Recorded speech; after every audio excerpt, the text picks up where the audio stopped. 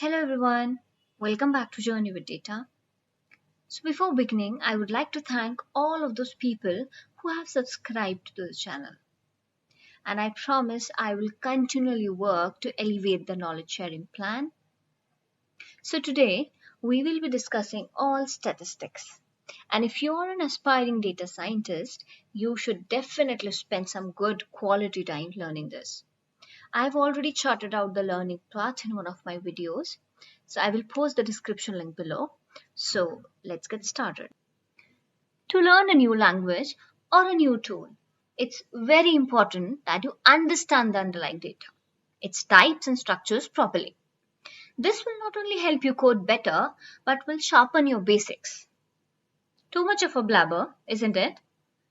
But that's a fact. So, in this series of statistics for data science, let's start by understanding the types of data.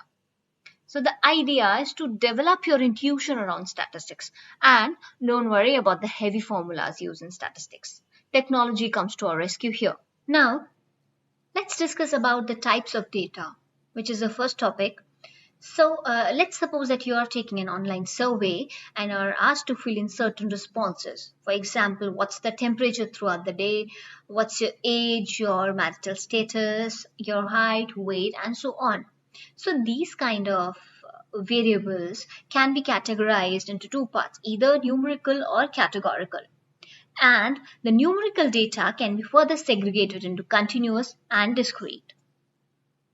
So let's talk about what do we mean by categorical data. Now, as the name suggests, this categorical data represents categories or groups. For example, your gender, marital status, the brands of cars, or as you can see in this image, the product categories. Here we have the categories, namely electronics, stationery, household supplies, and so on. So we have used a pie chart to show the percent distribution of all these categories. So thus, this is a categorical data. And this type of data can be represented either through a pie chart or through a bar chart. And you cannot basically measure the categorical data. For example, you cannot measure your marital status because this is just a category numerical data. See, it's very important to understand the difference between qualitative data and a quantitative data, which is nothing but numerical and categorical data. Now, in numerical data, the information is basically represented in numbers and you can actually measure them. You can take a count, for example, you can measure the temperature, you can measure your height, your weight. So all these things are numerical in nature and you can actually measure them. Unlike the categorical data, where the information can be represented in numbers, but you cannot measure them. For example, you can, take either 0 or 1 for your gender, representing numbers, but you cannot measure them. That's the basic difference. And the numerical data is further segregated into continuous and discrete. Now, the discrete data can be counted in a finite manner. For example, you can count the amount of money deposited in your bank, the number of customer complaints received, the number of planets, meaning they all are countable. Now, continuous data is infinite. It cannot be counted and is represented by connected points. For example, temperature, wind speed, your age. You can be 20 years, 10 months, 12 months, 1 day, and so on, meaning the age keeps on changing. So this type of data is usually measured. For example, temperature.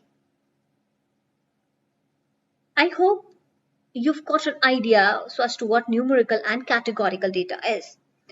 Next, we will be moving to the levels of measurement. So any data, whether qualitative or quantitative, can be measured across nominal, ordinal, interval, and ratio levels. The qualitative data can be measured across nominal and ordinal, and quantitative data can be measured across interval and ratio levels. Now let's see what nominal, ordinal, interval, ratio, all these things are. Now, in nominal data, the underlying data has no inherent order. It is also known as labeled or named data, like your gender. So this qualitative thing, nominal, ordinal, this is a part of your categorical level of measurement. Now, whenever you're filling an online form or an application, you are asked certain closed-ended questions like what's your highest level of education, what's your gender. So all these things are nominal data categories. They are measured under nominal levels because they don't have an inherent order. And on the other hand, ordinal data types, the events, they take place in order. For example, your grades, your ranking, height, the ratings. For example, you're placing an order and then you're asked to give a feedback on a scale of 1 to 5. 1 being the highest, 5 being the lowest. So there is an inherent order. So that's an ordinal data. The other example could be in a class, a student is scoring the highest marks. So that student is assigned the first rank. The second highest scorer is given the second rank, and so on. So there is also an inherent order. So this is an ordinal data. The quantitative data or the numerical data is split across interval and ratio scales. In an interval scale, you can take the difference of two values. You can subtract the temperature at location A to temperature at location B. However, you will not be able to take the ratios. For example, you cannot say that a city is twice as hot as a city B. You cannot take the ratio. And in a ratio scale, of course, you can take the ratio. You can say that 80 kilograms twice as heavy as 40 kilograms. In a ratio scale, 0 does not exist, meaning you cannot say that you weigh 0 or your height is 0. So 0 does not exist. And in case of interval scale, there is a 0. You might have seen that 0 degree Celsius in case of temperature. So that's a classic example. I think that this must have given you an idea, or this must have developed your intuition around statistics. Stay tuned for more videos. Do like, share and subscribe.